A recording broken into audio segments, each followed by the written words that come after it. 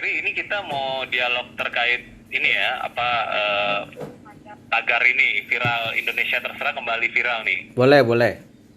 Pak Ferry, izin konfirmasi untuk jabatan sekarang di IDI masih wakil sekjen ya? Masih. Saya masih sebagai wakil sekjen. Turut besar IDI ya? Iya, betul. Nanti dengan penyiarnya Randy ya? Oke. Ini kira-kira berapa segmen? Satu segmen aja. Kita paling berapa lama ini wawancaranya? Sekitar 7 menit, Pak. Oke, baik. Oke, silakan. Tunggu ya. Ya. Di Republik Indonesia ya. Dan pendengar, siang hari ini kami juga akan berbincang-bincang terkait dengan ini ada selama 2 hari berturut-turut ya. Ini terjadi lonjakan kasus terkonfirmasi positif COVID-19 yang mencapai 5 ribuan per hari ya. Dan ini tentunya sangat mengkhawatirkan begitu. Kami juga akan cari tahu bagaimana tanggapan Ikatan Dokter Indonesia ya. Ini kontroversi juga bagi-bagi masker oleh Satgas COVID-19. Kemudian ada tagar Indonesia terserah, ini kembali viral juga. Banyaknya acara-acara yang melibatkan kerumunan massa tanpa mengindahkan protokol kesehatan mendapat kritik dari sejumlah pihak, bahkan tagar Indonesia Terserah kembali viral di media sosial. Seperti yang kita tahu pendengar, tagar Indonesia Terserah memang dulu sempat viral ya setelah masyarakat acuh dengan protokol kesehatan di saat para petugas medis juga harus berjuang menyelamatkan pasien di rumah sakit ya. Lalu bagaimanakah tanggapan Ikatan Dokter Indonesia dengan kondisi saat ini? Siang hari ini kami akan berbincang-bincang bersama Wakil Sekretaris Jenderal Pengurus Besar Ikatan Dokter Indonesia IDI, Dr. Ferry Rahman. Namun sebelumnya kami ingatkan Anda juga bisa bergabung bersama kami untuk bertanya begitu pendengar. 0213523172, 0213844545, 0213866712 atau juga melalui layanan pesan singkat 081399399888. Ya, saya sudah bersama dengan Dr. Ferry Rahman, Wakil Sekretaris Jenderal Pengurus Besar Ikatan Dokter Indonesia. Selamat siang, Dok. Selamat siang, Mas Randy. Mas Randy. Salam sehat, Dok. Ya, salam sehat. Salam sehat. Iya, Dok, ini kalau kita lihat nih ya, 2 hari belakangan ini terjadi lonjakan yang cukup signifikan juga, terkonfirmasi COVID-19 mencapai 5 ribuan. Ini kalau dokter sendiri melihatnya karena apa ini? Oke, baik. Yang ingin saya sampaikan adalah letak keberhasilan penanganan pandemi COVID-19 ini dipengaruhi oleh beberapa faktor. Yang pertama adalah kesiapan tenaga dokter dalam melayani masyarakat. Seorang dokter, khususnya anggota IDI, itu dimanapun terikat sebuah sumpah bahwa seorang dokter akan mengedepankan kepentingan masyarakat dalam memberikan sebuah pelayanan, tidak terpengaruh oleh syarat maupun kepentingan politik dan lain-lain. Artinya dokter akan terus bekerja keras, membantu memberikan pelayanan kepada masyarakat. Itu poin yang pertama. Yang kedua adalah kemampuan dari sarana dan prasarana yang kita miliki. Apakah mendukung, apakah mencukupi. Katakan kalau semisalnya jumlah fasilitas kesehatan tidak memadai dalam menerima pasien COVID, maka ini juga menjadi sebuah ancaman. Hari-hari ini mungkin kemarin belakangan kita sudah mendapat laporan, insya Allah katakan rumah sakit maupun tempat fasilitas kesehatan, rumah sakit swasta maupun pemerintah dalam menerima COVID itu sudah cukup ya. Dan ini tentu mesti didukung sebuah informasi yang sesuai. Pada hal-hal seperti apa pasien-pasien COVID terutama yang katakan OTG ya, itu diberikan sebuah informasi memadai. Baru yang poin ketiga adalah kedisiplinan masyarakat dalam menerapkan 3M. Tidak hanya di Indonesia, di negara dunia manapun, ya mau itu Amerika, mau itu Saudi ya, semua itu. Dan ini kita semua mengikuti ketentuan WHO, 3M ini mesti kita galakkan, dari penggunaan masker, jaga jarak, cuci tangan. Kita tahu Arab Saudi sebagai yang di sana ada Mekah ya. Di Mekah saja saat ini pada saat umroh saja dibatasi, jaga jarak betul. Dan semua menggunakan masker. Jadi dan di situ juga wajib cuci tangan sama ya. Mau di negara manapun, semua 3M ini semua berlaku, tidak hanya di Indonesia. Nah, ini penting poin nomor 3. Baru yang nomor 4 saya kira adalah law enforcement yang kuat dari pemerintah ya. Penegakan hukum baik itu punishment. Jangan hanya pemerintah pada saat di awal-awal saja ada razia masker ya, tapi sekarang saya sudah tidak lihat itu ya. Jadi pas dulu di pinggir jalan ada razia masker, namun hari ini sudah tidak ya, malah masyarakat didenda dan lain-lain. Saya kira pemerintah mesti tegas dalam penegakan hukum ya. Kita ingat Pilkada 2020 yang serentak saja bisa terancam hampir dibatalkan karena kerumunan massa yang begitu banyak di setiap daerah. Apalagi yang saat ini mungkin banyak sekali kerumunan massa, tentu kita harus disiplin. Itu penting. Tentu, dan mungkin yang poin terakhir, kita masih berharap sekali adanya vaksinasi yang mungkin akan berlangsung di akhir tahun ini, mudah-mudahan ya, karena ini sebuah secercah harapan dalam mengatasi pandemi COVID ini.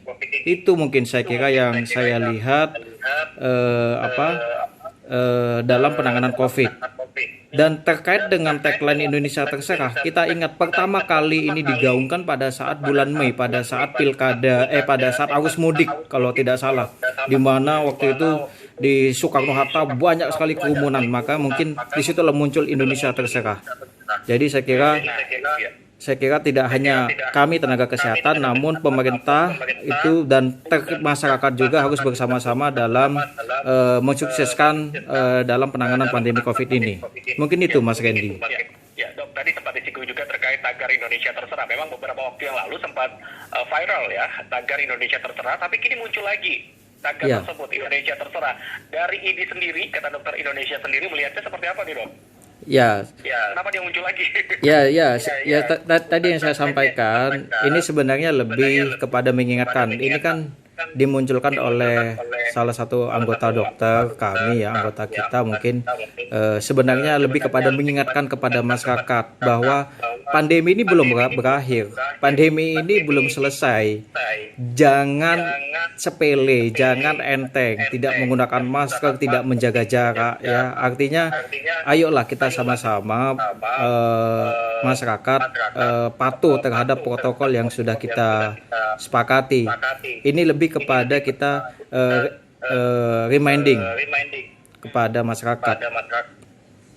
Jangan sampai nanti kasus ini melonjak lagi, kematian melonjak lagi, rumah sakit sudah penuh lagi. Jangan sampai terjadi seperti itu.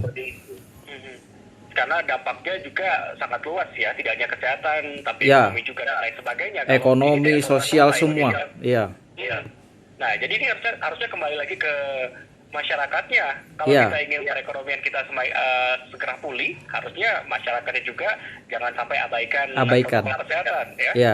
Yang tadi saya sampaikan, kesuksesan pandemi ini tidak hanya ditentukan oleh seorang dokter, tidak hanya oleh pemerintah, namun peran serta masyarakat, tokoh agama, pemuka agama, tokoh adat semua yang terus berupaya katakan memberikan sebuah edukasi kepada masyarakat. Jadi edukasi kesehatan nanti tidak hanya oleh dokter, kami akan terus memberikan sebuah informasi yang baik maupun itu edukasi dan lain-lain. Tapi kita berharap pemerintah khususnya pemuka agama, tokoh masyarakat ya, tokoh itu semua juga berperan aktif juga. Ya dok, kami ingatkan juga untuk pendengar ya dok, untuk yang ingin bertanya, ingin bergabung silakan 0213523172, 0213844545, 0213866712 atau di WhatsApp 081399399888. Dan sudah ada pendengar dari Tangerang, Pak Edi yang bergabung. Selamat siang. Selamat siang Mas Randy. Ya Pak Edi. Ya, selamat siang Pak Edi. Dr. Ferry. Oke. Saya kalau protokol COVID-19 itu tidak bisa dilakukan oleh negara yang besar, apalagi besarnya produksinya doang. Negara besar dan teknologi besar seperti Amerika aja tidak mampu. Jadi saya bicara adalah vaksin, cepat disediakan vaksin. Nggak usah mikirin efek samping. Yang penting vaksin Jadi itu kluster baru nih calon terbesar itu pilkada mau dibuka katanya. Wah nanti itu 8.000 nanti angka itu penularan baru itu. Baik, Ya. terima kasih Kak Edi di Tangerang. Ini gimana dok menanggapi ini? Katanya protap COVID-19 ini tidak mungkin diterapkan di negara-negara besar ya. Tapi kita sangat berharap agar vaksin cepat tersedia. Ini gimana? Ya tadi yang saya sampaikan di poin kelima, ada sebuah secercah harapan supaya vaksinasi ini nanti katakan sukses ujinya ya, uji terhadap masyarakat maupun dan lain dari segi keamanan sudah diperbolehkan terutama oleh regulator dalam hal ini Badan POM, maka vaksin ini mungkin sebagai jalan tengah. Namun sebelum vaksin itu berjalan, hari ini saya yakin seluruh ilmuwan sepakat 3M adalah satu-satunya prevention terbaik dalam menangani COVID. Artinya kalau semisalnya pemerintah, artinya kalau semisalnya masyarakat benar-benar menjalankan 3M ini ya kan, tidak berkerumun, memakai masker, sering cuci tangan, tidak keluar kalau semisalnya mendesak ya. Saya yakin COVID ini selesai. Saya yakin. Iya, dok tadi sempat disinggung juga, dokter sempat bilang terkait edukasi. Tapi apa memang masih kurang nih edukasi yang dilakukan di Indonesia begitu terkait penerapan protokol kesehatan dan lain sebagainya terkait COVID-19? Terkait dengan edukasi, sebenarnya pemerintah sudah cukup masif ya, hampir tiap hari pemerintah melalui media, baik itu media elektronik maupun media koran ya, semua juga cukup menyampaikan. Namun di sini perlunya sebuah kesadaran dari masyarakat dalam memahami 3M, bahwa 3M itu bukan hanya lip service saja, tapi implementasi yang benar-benar dilaksanakan oleh masyarakat itu paling penting. Itu. Jadi saya kira mungkin kalau semisal tokoh agamanya atau semisalnya tokoh masyarakat berperan juga dalam memberikan sebuah edukasi, mungkin lebih didengar. Ya kalau semisalnya kiainya atau pendetanya juga ikut menyampaikan, ya saya kira mungkin masyarakat akan mendengar juga, selain juga pemerintah maupun kami tenaga kesehatan. Ya dok, tapi kalau melihat mereka yang masyarakat kita yang sudah mulai abaikan protokol kesehatan, ini sebenarnya bagusnya diberi sanksi atau diberi masker nih? Dibagi-bagi masker. Ya, saya kira dua-duanya juga penting. Artinya ada pertama mungkin pemerintah menyiapkan di setiap center, artinya kalau semisalnya katakan masker ini mahal atau masker ini susah ya, artinya pemerintah bisa menyediakan ya. Yang kedua, kalau semisalnya sanksi kalau memang itu diperlukan, ini kan masker sudah dibagikan tapi tidak dipakai, atau semisal masker hanya ditaruh di leher, nah itu juga saya kira itu perlu diberi sanksi. Ini kan bukan persoalan dia nggak punya masker, maskernya ada tapi di leher, atau maskernya ada tapi ditaruh di tas, nah itu juga, itu berarti kan memang masyarakatnya juga sudah tidak aware terhadap sekeliling. Tapi kalau persoalan dia tidak punya masker sekali karena dia kesulitan, ya mungkin kita mesti bantu ya. Ini masalahnya berkerumun tapi maskernya nggak dipakai, dia pegang. Itu dia ya. Tidak berkerumun, tidak memakai masker pula ya. Iya. Nah ini gimana nih dok melihatnya, kalau apalagi sekarang kan sudah mulai diperbolehkan untuk mengadakan acara-acara begitu ya, sudah mulai kumpul-kumpul. Nah bahkan tapi sangat disayangkan ketika ada acara kumpul-kumpul kemudian tidak menerapkan protokol kesehatan, tidak memakai masker dan lain sebagainya nih dok. Ya itu juga memang kita sesalkan ya. Ya karena itu adalah sangat mungkin berkembang atau mungkin sangat mungkin tertularnya seseorang ya. Kita tidak tahu ya kan, apakah yang semua berkumpul itu pasti tidak ada penyakit COVID, kita tidak tahu. Bisa jadi yang sebelah kita COVID dan kita tertular dan kita akhirnya menjadi karier itu artinya kita pembawa, lalu kita pulang ke rumah, kita kumpul sama orang tua kita, kebetulan orang tua kita katakan punya penyakit bawaan, entah dia hipertensi, entah dia diabetes ya, maka virus yang kita bawa tadi dari luar akhirnya malah memberikan sebuah gejala yang berat sekali terhadap orang-orang tua atau sekeliling kita. Ini yang tidak kita harapkan. Itu jadi mungkin malah kita membawa virus ke dalam rumah kita. Itu yang saya kira yang dibilang klaster baru nanti, klaster rumah tangga, karena kita bawa dari luar. Itu yang tidak kita harapkan ya. Ya, dan memang sudah kurang lebih 8 bulan ya kita berhadapan dengan pandemi virus COVID-19 ini ya. Ya, udah cukup lama. Pasti sudah sangat capek, bahkan ada sejumlah petugas medis yang bahkan kehilangan nyawa karena virus COVID-19 ini. Tapi kalau kita lihat itu masyarakat kita ini semakin hari semakin santuy, semakin akan protap. Iya, betul. Kita belum selesai. Ini karena masyarakatnya sudah bosan atau seperti apa nih, Dok? Ya, saya lihat mungkin masyarakat sudah mungkin stres ya. Dia tidak bisa aktivitas seperti dulu lagi mungkin. Jangankan masyarakat, anak-anak kita 8 bulan suruh belajar di rumah, nggak bisa keluar kan, nggak kumpul dengan ini juga rindu dia juga dengan kumpul-kumpul lagi ya. Tapi situasi hari ini tidak memungkinkan kita untuk berkumpul-kumpul. Jangan dipaksa, jangan nekat. Saya yakin ini belum selesai, dan saya dapat laporan dari teman-teman di daerah ini kasusnya juga sudah cukup melonjak lagi hari-hari ini. Ini yang mesti menjadi perhatian. Ayolah bersama-sama, bahwa COVID ini bukan cuma kami sebagai seorang dokter yang diperlukan dalam penanganan, bukan cuma pemerintah, tapi kedisiplinan masyarakat dalam menerapkan 3M itu saya kira itu penting. Bahwa 3M ini bukan keputusan pemerintah, bukan pemerintah Indonesia, tapi ini sudah ketentuan dunia ini. Gitu. Ya. Dan COVID-19 ini memang juga tidak akan, kita tidak tahu kapan akan berakhir. Vaksinnya juga kita belum pasti kapan berakhir, kapan akan tersedia, begitu ya. Sampai detik ini belum ada satu negara yang sudah melaksanakan vaksinasi ya. Hanya kemarin pemerintah Amerika Serikat sudah menyampaikan ada satu vaksin yang 90% efektif. Namun kan juga itu masih belum terdistribusi ya kan ke masyarakat. Katakan uji cobanya baru berhasil 90%. Namun coba ada nggak satu negara atau negara tetangga kita, Malaysia, Singapura, belum ada yang menggunakan vaksin, belum ada. Hari ini mereka tetap concern 3M aja semuanya. Itu. Tetap 3M ya. Ya. Protokol kesehatan tetap harus terus berjalan. Ya, jangan kendor. Iya. Iya, tapi selama ini kan tadi sudah dibagi-bagiin masker juga, kemudian sanksinya juga sudah ada.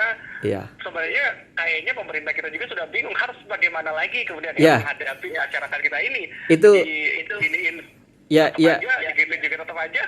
Ya itu tadi yang saya sampaikan. Bagi masker iya. Namun jaga jarak itu penting. Ya. Di Mekah sana orang umroh keliling Ka'bah aja berjarak semua. Tidak ada kumpul-kumpul lengket kayak keadaan normal begitu saja. Tidak. Tapi benar-benar jaga jarak sekali ya. Saya kira apalagi saat ini mungkin pertemuan-pertemuan ya kan banyak sekali dilakukan melalui virtual meeting ya, atau katakan doa bersama melalui doa virtual. Saya kira efektivitas juga bagus juga kalau semisal dilakukan virtual tanpa harus kita kumpul-kumpul ya. Yang penting maksud dan niatnya juga tercapai. Iya, Dok. Dengan kembali melonjaknya kasus terkonfirmasi COVID-19 2 hari belakangan ini yang mencapai 5 ribuan, apa saran dari IDI juga kepada pemerintah, apa juga yang harus dilakukan pemerintah untuk menekan kembali kasus ini agar tidak melonjak kembali? Ya.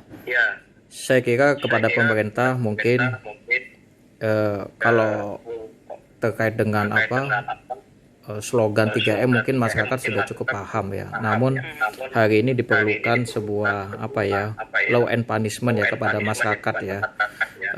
kepada masyarakat, terutama yang dia punya masker tapi tidak dikenakan, ya itu yang salah kaprah ya. Terkait dengan masyarakat yang belum memiliki, mungkin pemerintah bisa menyediakan ya. Ini terkadang masker cuma taruh di leher ya, itu adalah satu apa ya, akhirnya jadi contoh. Oh bagus juga ya kalau pakai masker taruh di leher aja ya, nggak usah di ini kan, jadi contoh akhirnya nanti. Ya ini mungkin pemerintah terus menggunakan masker. Ingat menggunakan masker ya, artinya 3M itu tidak cuma masker tok, tapi benar jaga jarak ya, juga cuci tangan itu kita galakkan. Kita galakkan lagi lah. Toh ini pandemi ini belum selesai ya. Saya kira pemerintah mesti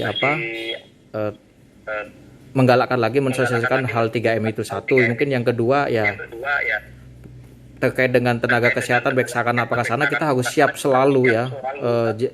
Jangan karena wah kayaknya menurun nih, tutup ya, lalu rumah sakit tutup, kita tutup. Kan sempet tuh di tower mana di Wisma Atlet ya kan, karena tidak ada pasien tutup ya, tapi tenaganya juga mesti standby ya kayak dia. Kapanpun pada saat diperlukan kita akan tetap standby ya. Dan itu tidak hanya dari tenaga kesehatan, pemerintahnya juga harus siap gitu. Jangan sampai nanti pada saat ada outbreak ya tentu kita tidak berharap ya. Ternyata alat-alatnya sudah diangkat semua, udah diangkut semua ya kan. Persiapannya kan nggak cuman 1 hari 2 hari, tenaganya sih sudah ready, tapi wah bednya belum siap, lampu-lampunya belum siap, wah jangan. Saya kira ini mesti kita persiapkan ya, supaya ini juga bagian dari langkah mitigasi kita ya, supaya tidak jatuh korban yang lebih banyak lagi. Sambil nanti mudah-mudahan vaksinasi yang sudah dipersiapkan oleh pemerintah, yang diuji cobakan oleh Bio Farma dan lain-lain ya, mudah-mudahan berhasil ya, dan semua masyarakat Indonesia tidak terkecuali satupun menikmati vaksinasi ini. Kalau yang mampu bayar, kalau yang tidak mampu ya digratiskan. Itu penting. Ya, terima kasih Dok untuk waktunya. Sama-sama Mas Gandhi ya, terima kasih. Selamat siang. Selamat siang. Salam sehat. Terima kasih. Wassalamualaikum. Demikian Wakil Sekretaris Jenderal Pengurus Besar Ikatan Dokter Indonesia, IDI Dr. Ferry Rahman.